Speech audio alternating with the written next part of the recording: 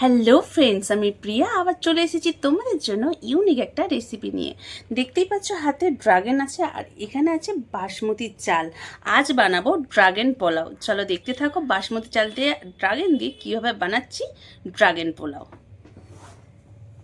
এসেছি রান্না করে কী কী উপকরণ লাগছে সেটাই তোমাদেরকে দেখাই। চলো, এখানে আছে কাজু, এখানে আছে কিশমিশ, এখানে আছে ঘি, চিনি, দারচিনি, এলাচ, লবণ, তেজপাতা, আদা বাটা, আর এখানে আছে ড্রাগন, আর এখানে আছে মেন আমার যেটা লাগবে সেটা হচ্ছে বাসমতি চাল।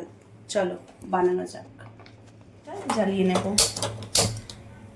জ্বালিয়ে নিলাম, বসিয়ে দিলাম কড়াইটা। আমি ছাড়িয়ে নিয়েছি, এইভাবে কুচি কুচি করে কেটে নিয়েছি।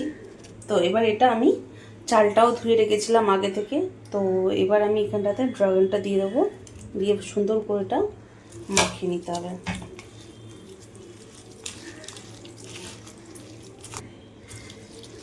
এটা আমি সুন্দর করে মেখে নিয়েছি। এটা যাতে কালারটা সুন্দর আসে তার জন্য আমি এটা 10 মিনিটের জন্য ঢেকে রাখবো। এই যে রেস্টে দিয়ে দিলাম। এবার আমি কিশমিশটা এখানে ভেজে নেব। এই যে হালকা করে ঘি দিয়েছি, ঘিটা দিতে গরম হয়ে গেছে। এবার আমি এখানটা কিশমিশটা দিয়ে দেব। হালকা জাস্ট ব্রাউন ব্রাউন হলেই আমি নামিয়ে নেব।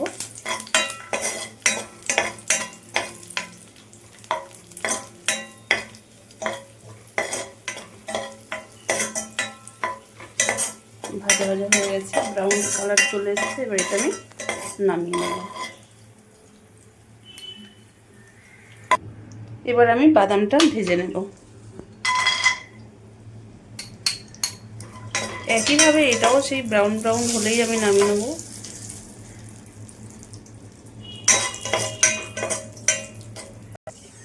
বাদামটা ভাজা হয়ে গেছে, এবার নামিয়ে নেব বাদামটা।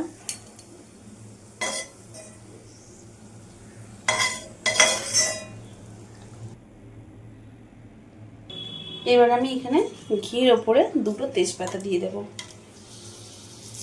তারপরে দিয়ে দেবো এখানে দারচিনি আর এলাচ।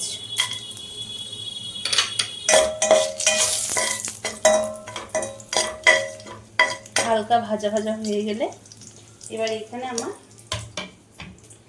সুন্দর কালার চলে এসেছে ড্রাগন আর চাল মাখাটা। এবার এখানে আমি এটা হালকা করে ভেজে নেব।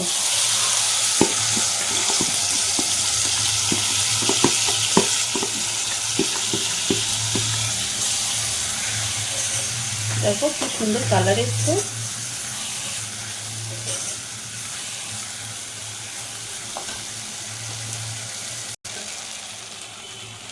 এবার আদাটা আমি এখানে অ্যাড করব।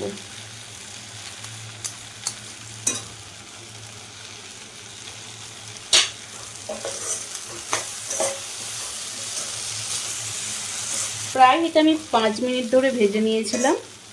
আবার আদা দিয়ে আরও 1 মিনিট ভেজে নিয়েছিলাম। 6 মিনিট ভাজার পর এই যে দেখো এরকম সুন্দর একটা কালার চলে এসেছে। এবার আমি এখানে জলটা অ্যাড করে দেবো। আমি আমার পরিমাণ মতো অ্যাড করছি, তোমরা চাইলে বেশিও দিতে পারো কমও দিতে পারো, কিন্তু বেশি দিলে জিনিসটা বেশি নরম হয়ে যাবে। তো এটা পরিমাণ মতনই দিও। আমরা এখানে 250 গ্রাম চাল ছিল আর আমি এখানে 500 গ্রাম জল দিয়েছি।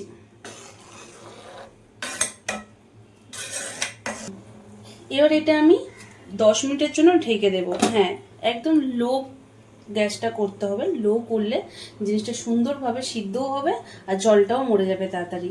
আর এটা যদি হাই ফ্লেমে দেওয়া হয় চালটা শক্ত রয়ে যাবে, ভালো লাগবে না খেতে। তো চলো 10 মিনিটের জন্য ঢাকি, আবার আসছি 10 মিনিট পর। 10 মিনিট পরে এই যে দেখো এই অবস্থা এখন। এবার এর মধ্যে আমি একটা একটা করে অ্যাড করে জাস্ট নামানোর সময় হয়ে গেছে। এবার এখানে আমি কিশমিশ দিয়ে দিলাম, ভেজে রাখা কাজুটাও অ্যাড করে দিলাম, চিনি অ্যাড করে দিলাম। চিনিটা যে যার পরিমাণ মতো দেবে, আমি আমার পরিমাণ মতো দিলাম। এখানে হালকা লবণ লাগবে, লবণটাও যে যার পরিমাণ মতো। আমি এখানে আঞ্জাতে দিচ্ছি কারণ আমার এখানে যতটা লাগবে আমি দিলাম। আর এখানে আবার দেব ঘি। ঘিটা বেশি করে দিতে পারো, টেস্ট আরও বাড়বে।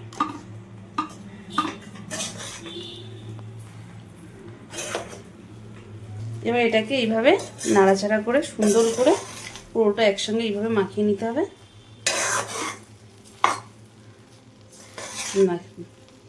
মাখিয়ে নিলাম। বেশি এর করলে আবার এটা ভেঙে যাওয়ার চান্স আছে, চালটা ভাতটা ভেঙে যাবে। তো এবারে এটা হালকা আবারও ঢেকে দিতে হবে 2 মিনিটের জন্য, যাতে চিনিটা গলে। ঠিক 2 মিনিট পরে আমি দেখলাম, দেখো তোমরাও দেখো, পুরো গলে গেছে সুন্দরভাবে চিনিটা। এই যে পোলাওটাও হয়ে গেছে। নামিয়ে দিয়ে এবার গ্যাসটা অফ করে দিই। পুরো আমার ready dragon pulao. Dragon pulao কীভাবে বানালাম পুরো উপকরণ তোমাদেরকে দেখালাম।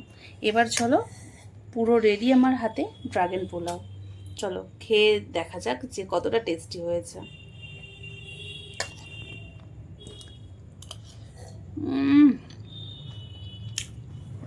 মিষ্টি মিষ্টি পোলাও, জাস্ট ওয়াও খেতে হয়েছে। যারা যারা আমার নিউ ফলোয়ার আছে তারা অবশ্যই প্রিয়ার স্পেশাল রান্নাঘরে যাও, গিয়ে সার্চ করো, আর এরকম নিত্য নতুন রেসিপি পাওয়ার জন্য চ্যানেলটাকে ফলো আর সাবস্ক্রাইব করে দিও। চলো আজকের মতো টাটা।